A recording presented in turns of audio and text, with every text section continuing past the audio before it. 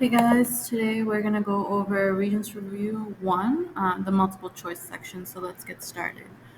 Question number 1 is that it asks the apparent change in direction of swing of a focal pendulum at one specific location provides evidence that Earth, the answer is number 2, spins on its axis.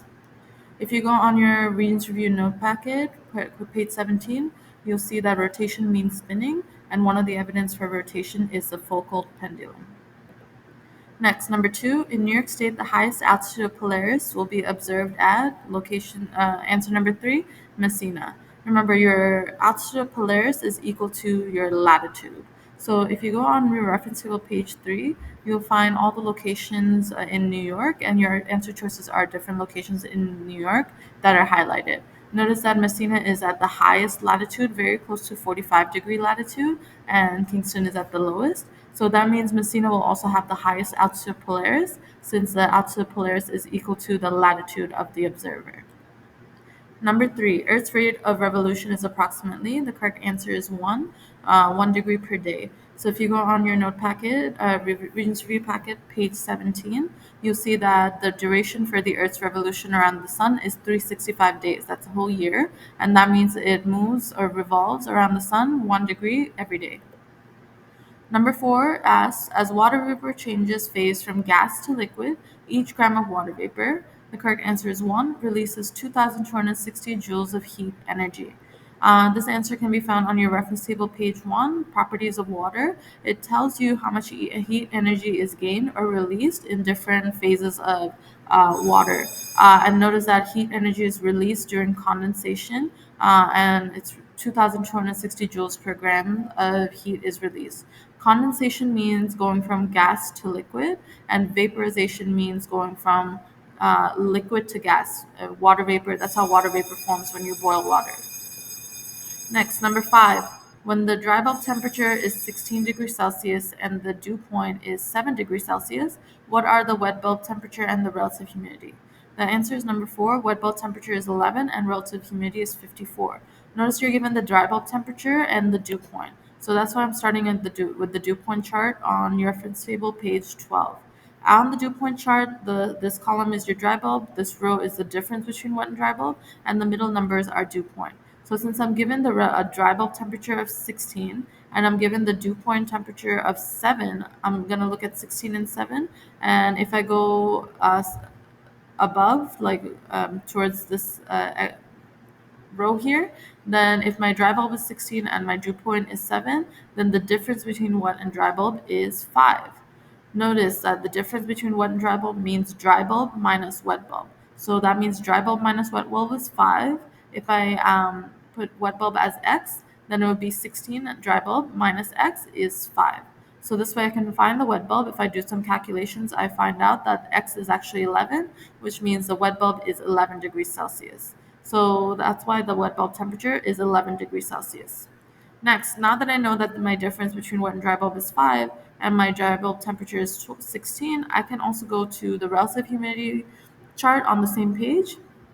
And now that my dry bulb temperature is 16 and my wet bulb and dry bulb difference is 5, I can find that the relative humidity is 54. That's why the answer is number 4. Wet bulb temperature is 11 degrees Celsius and relative humidity is 54 degrees. 54%. Next, number 6. Which ocean currents warm the climate along the continent's east coast? The correct answer is 2. Brazil current.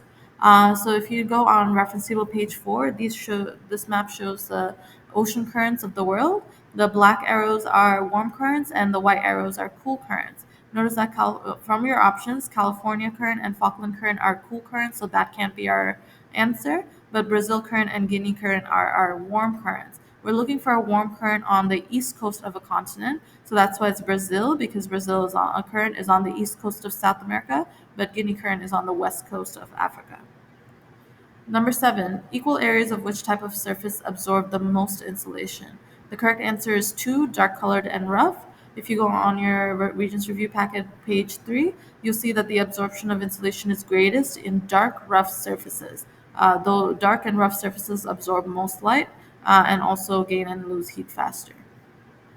8. One characteristic of a good index fossil is that the organisms that produce these fossils, is the answer is number two, lived over a wide geographic area. We're talking about index fossils. So if you go on your Regents Review packet, page 7, you'll see that index fossils and volcanic ash, what makes a good index fossil and what helps makes a good volcanic ash that helps us determine the age of a fossil. You need to remember SAW, SAW.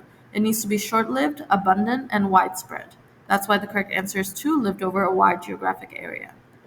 Number 9, during which geological epoch was nearly all of Earth's landmass inferred to have been located in the southern hemisphere? The correct answer is 4, Middle Ordovician. So if you go on your reference table, page 8 and 9, and you look at them side by side, you'll see that all of Earth's land masses were in the southern hemisphere around the Ordovician period, specifically the Middle Ordovician. Number 10, which concept states that most sediments are deposited in layers that are flat and parallel to the Earth's surface? The answer is 4, original horizontality. If you go on your Regents Review packet, one of the laws for relative dating is original horizontality, which states that rock layers are originally deposited flat. Next is 11. Which layer of Earth's interior is inferred to be composed mostly of iron and nickel and has an interior temperature that is greater than its melting point? The correct answer is 3, the outer core. If you go on your reference table, page 10, you'll see that you have the inner core and outer core. The outer core and inner core are both made up of iron and nickel. And the outer core, notice that if you go towards the temperature area, the interior temperature of the outer core is higher in temperature than the melting point temperature, meaning that the outer core's temperature is past the melting point. It already melted, and that's why the outer core is liquid. For the inner core, however, notice that the melting point, the dotted line, is higher than the interior temperature. So the interior temperature of the inner core did not reach its melting point, so that's why the inner core is solid. You need to remember this based on the interior temperature and melting point. And that's it for this video.